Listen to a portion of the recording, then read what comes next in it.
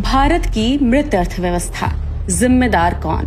America के राष्ट्रपति Donald Trump ने भारत की अर्थव्यवस्था को मृत अर्थव्यवस्था बताया है। ये बात मोदी सरकार को बहुत नागवार गुजरी है, लेकिन ये सत्य है कि मोदी सरकार ने भारतीय अर्थव्यवस्था को मौत के मुंह में धकेल दिया है। भारतीय अर्थव्यवस्था बीमार हो चुकी है और अपनी मौत की तरफ बढ़ रही है। देश की 83% आबादी की दैनिक आय 171 रुपए से कम है। देश के 100 करोड़ लोगों के पास खर्च करने के लिए एक्स्ट्रा पैसा नहीं है कि वो अपने बच्चों के लिए कुछ खरीद सके। देश के 20 करोड़ लोग हर दिन भूखे पेट सोने पर मजबूर हैं। 7 करोड़ से ज्यादा लोग आज भी 62 रुपए से कम पर जिंदगी गुजारने पर मजबूर हैं।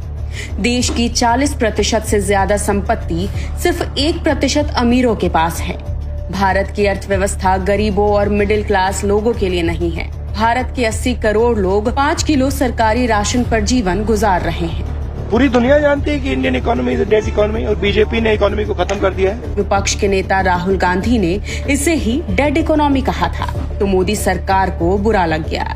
लेकिन क्या ये सच नहीं है कि सरकार भारतीय अर्थव्यवस्था को संभालने में नाकाम रही है? मोदी सरकार ने अडानी अंबानी के अलावा देश के हर व्यक्ति को लूटा है, कभी नोटबंदी के नाम पर तो कभी जीएसटी यानी गब्बर सिंह टैक्स के नाम पर।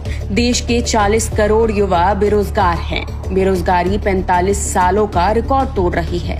गरीबी, भूखमरी और बेरोजगारी के कारण देश के हजारों युवा, किसान और मजदूर आत्महत्या करने पर मजबूर हैं।